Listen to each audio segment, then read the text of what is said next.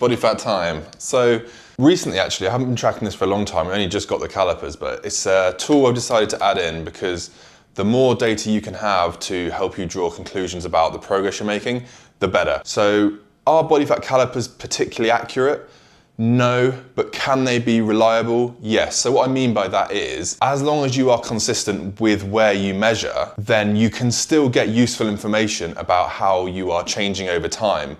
Because even if it's not accurate in the moment, like maybe you add it all up and that percentage isn't that accurate, it will be consistently inaccurate, which makes it reliable. But if it's consistently wrong in a way that's known, then it can actually be useful. So what I'm trying to say is, it's still worth doing, even if people say like, oh, body fat calipers aren't very accurate. It's like, well, it doesn't matter.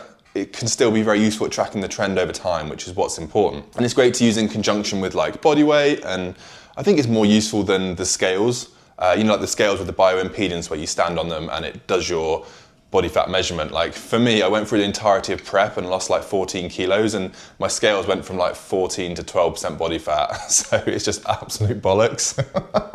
But yeah, it's just the way it is. So we use, I think it's the Jackson-Pollock Method. I think it's called the 7-point method. So it's chest, ab, suprailiac, like just basically kind of your side, just under your lat, behind your scapula on your back, and quad, which is like, quad is absolutely impossible. Like you try and pinch the skin up and it doesn't seem to happen. So that's another reason why like it's only ever going to be as accurate as the person that's doing the test as well. So as long as you're consistent, it's fine. But it's a really useful tool. It's been really helpful because before that I was just using body weight as a way of sort of tracking, okay, am I getting leaner? And like visuals as well.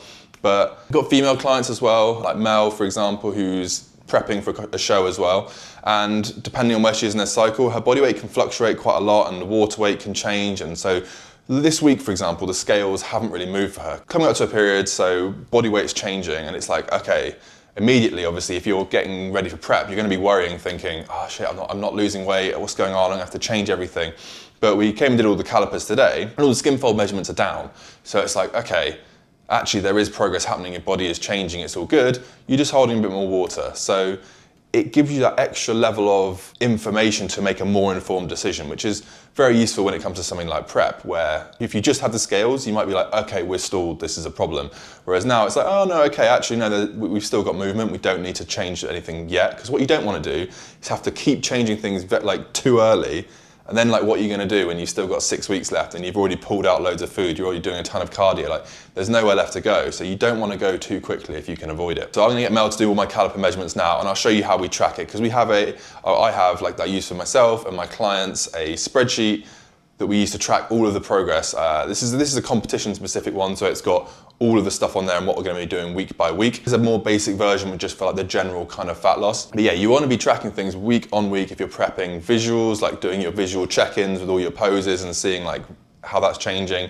Again, consistency is key, so you want to be weighing the same time first thing in the morning without eating. You want to be doing calipers at the same time first thing in the morning without eating. You want to be posing ideally at the same time.